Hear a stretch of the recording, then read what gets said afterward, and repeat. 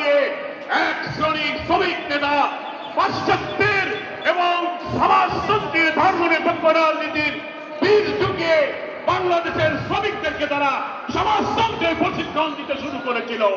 কলে কারখানায় মালিক শ্রমিক দ্বন্দ্ব বাঁধিয়ে তারা যে নাস্তিক্যবাদী ধারার সূচনা করেছিল, তারা বলতো শ্রেণী সংগ্রামী হচ্ছে পৃথিবীর ইতিহাস।